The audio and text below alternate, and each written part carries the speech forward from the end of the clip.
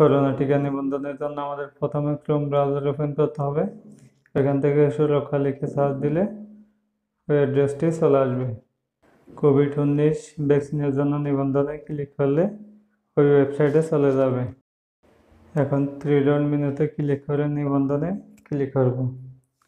নিবন্ধনে click করার পরে শ্রেণীর ধরন 25 বছর। 25 বছর দেওয়ার পরে আমরা জাতীয় পরিচয়পত্রের নাম্বার টাইপ করব।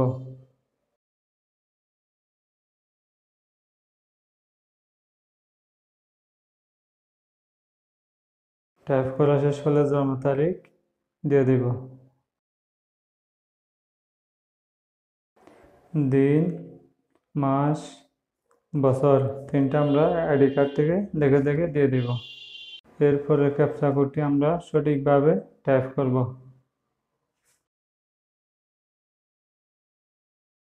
এবার যাচাই করুন, এখানে ক্লিক করব।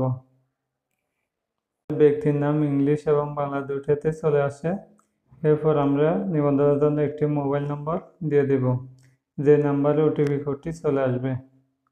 বিভাগ, এরপরে জেলা, এরপর উপজেলা এবং ইউনিয়ন সিলেক্ট করব। ইউনিয়নের পরবর্তী কোনো হোয়াটএভার টিকা কেন্দ্রের নাম সিলেক্ট করব। এখন সব কিছু ঠিক আছে কিনা দেখব। দেখার পর সংরক্ষণ করুন মেনুতে ক্লিক করব। এখন ওটিপি কোড চলে আসবে। ওটিপি কোডটি দিয়ে নিবন্ধন সম্পন্ন করব।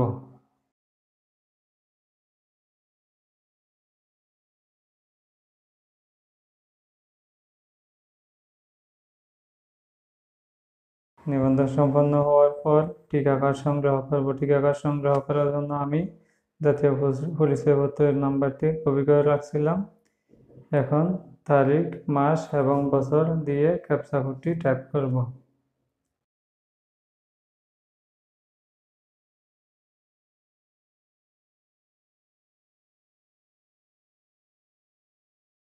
যাচাই করুন মেনুতে ক্লিক করে কিছুক্ষণ অপেক্ষা করার পর ওটিপি কোড চলে আসবে।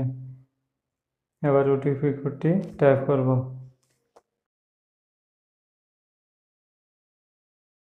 টাইপ করার পর ভ্যাকসিন কার্ড ডাউনলোড করে আমরা সংরক্ষণ করতে পারবো এবং তা তৎক্ষণাৎ প্রিন্টও করে দিতে পারবো।